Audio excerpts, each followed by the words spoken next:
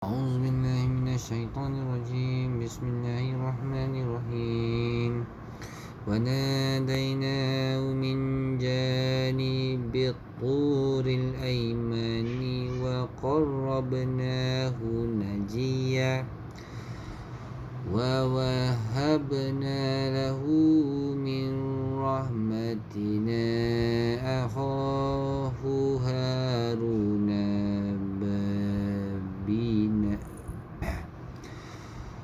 ووهبنا له من رحمتنا أخاه هارون نبيا واذكر في الكتاب إسماعيل إنه كان صادق الوعد وكان رسولا نبيا وكان يأمر أهله بالصلاة والزكاة وكان عند ربه مرضيا واذكر في الكتاب بإدريس إنه كان صديقا نبيا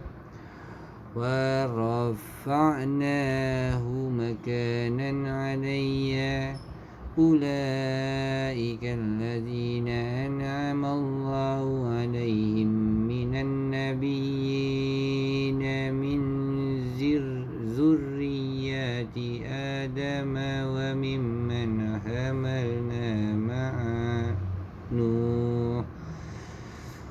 وممن حملنا مع نوح ومن ذرية إبراهيم وإسرائيل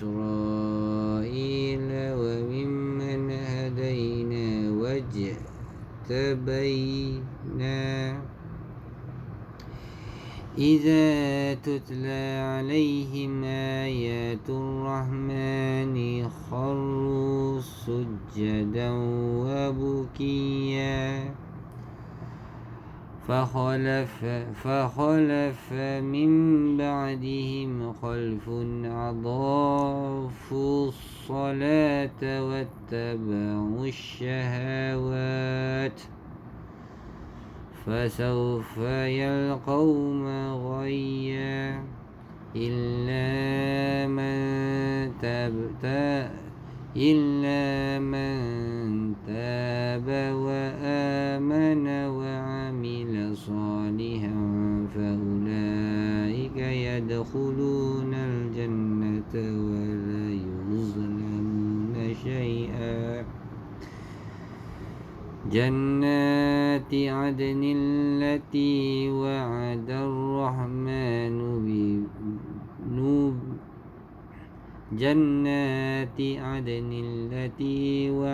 الرحمن عباده بالغيب إنه كان وعده مأتيا لا يسمعون فيها لغوا إلا سلاما ولهم رزقهم فيها بكرة وعشيا تلك الجنة التي نورث من عبادنا من كان تقيا وما نتنزل إلا بأمر ربك له ما بين أيدينا وما خلفنا وما بين ذلك وما كان ربك نسيا.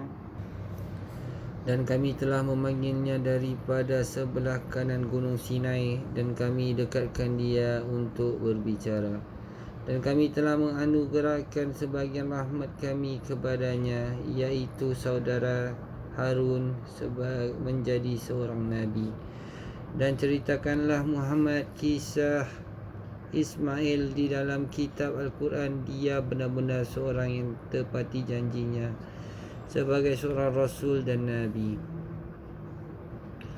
Dia menyuruh keluarganya untuk mendirikan solat dan menunaikan zakat, dan dia seorang yang diredai di sisi Tuhannya. Dan ceritakanlah Muhammad kisah Idris di dalam kitab Al-Quran. Sesungguhnya dia seorang yang sangat mencintai kebenaran dan seorang Nabi, dan kami telah mengangkatnya ke martabat yang tinggi.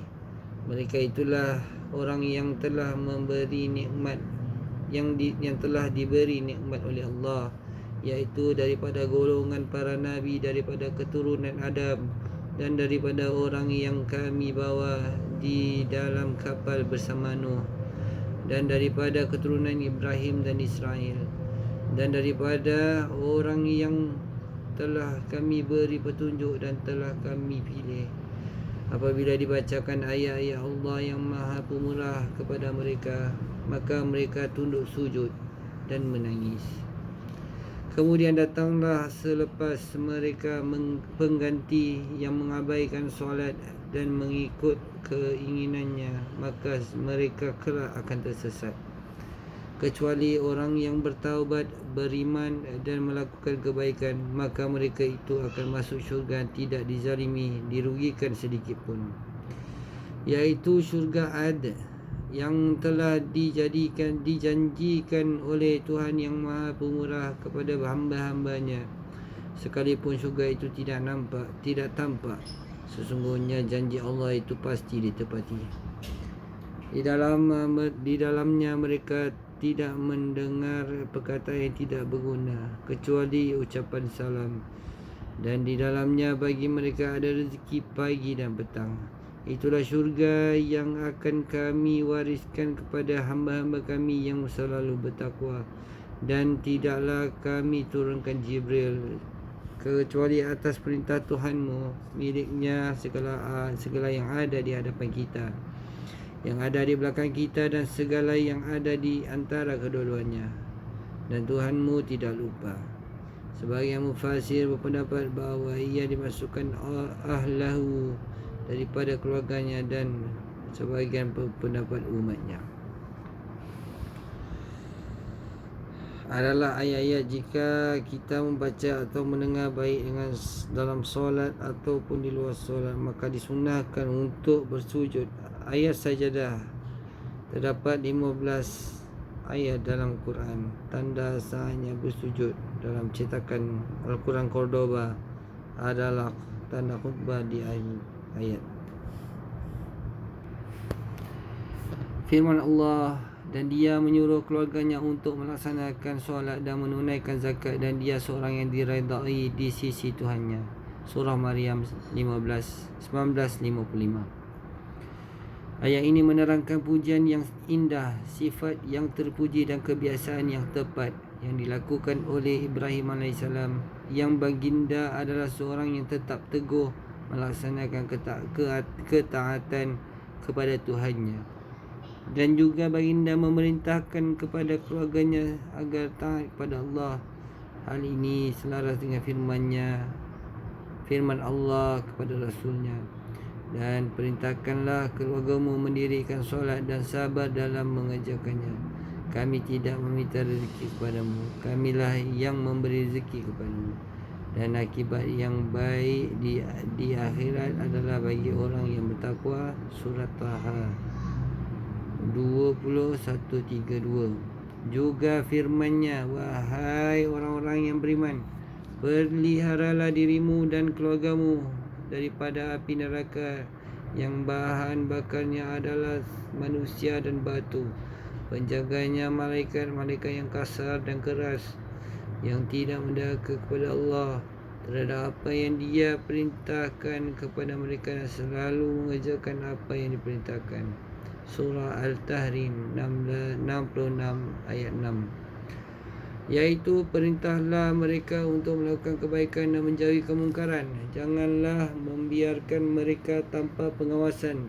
Akibatnya api neraka akan membakar mereka pada hari kiamat.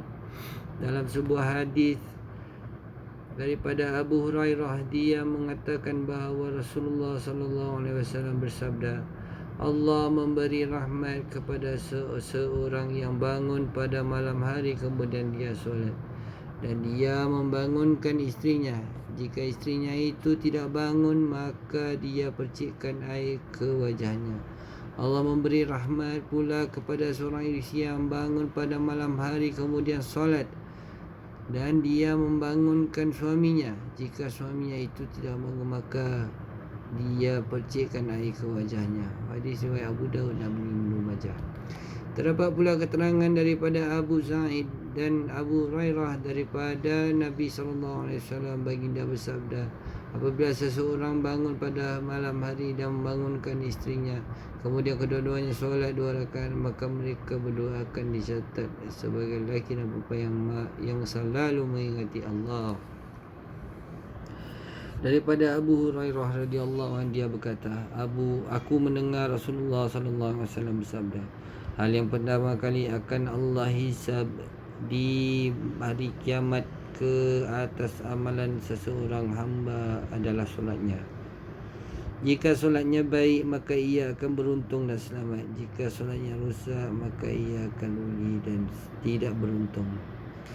Jika pada amalan fardunya ada yang kurang, maka Allah SWT berfirman, periksalah apakah hamba-Ku mempunyai ibadah sunat yang dapat menyempurnakan ibadah wajibnya yang kurang. Lalu setiap amal yang dilakukan seperti itu. Hadis riwayat Tirmizi.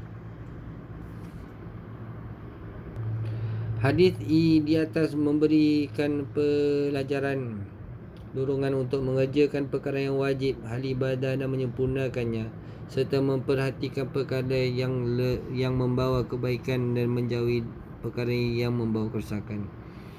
Anjuran untuk memperbanyak amalan sunat untuk menampal yang kurang daripada kewajipan, kerana perkara ini sulit dihindari oleh manusia. Ali bin Abu Talib radhiyallahu anhu mengatakan bahawa pada suatu malam Rasulullah SAW membangunkannya beserta istrinya Fatimah putri Nabi SAW. Lalu baginda berkata, tidakkah kamu akan mendirikan solat malam? Kemudian dia menjawab, wahai Rasulullah, diri kami ini ada dalam kekuasaan Allah. Jika dia berkehendak membangunkan kami, tentu kami akan bangun. Maka ketika kami mengatakan demikian, baginda pergi dan tidak mengatakan apa pun kepadaku. Kemudian aku mendengar ketika baginda pergi sambil memukul pahanya bersabda, memang manusia adalah yang paling banyak dalihnya.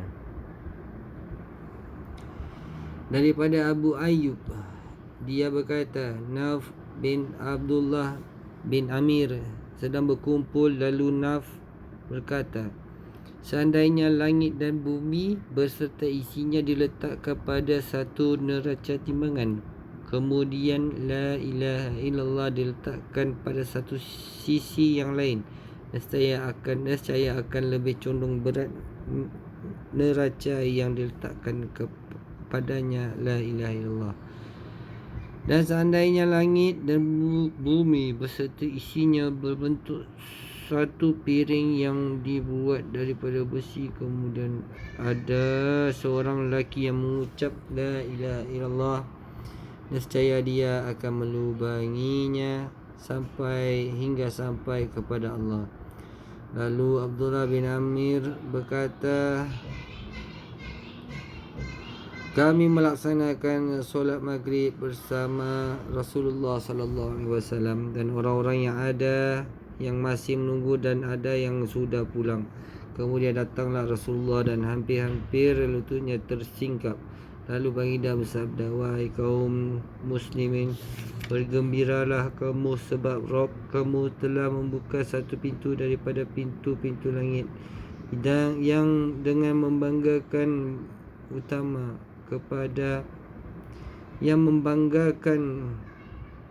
kamu kepada para malaikatnya, seraya berkata, mereka adalah hamba-hambaku, mereka melaksanakan kewajipan kemudian menunggu kewajipan yang lain. Hadis riwayat Ahmad. Sadaqallahul azim.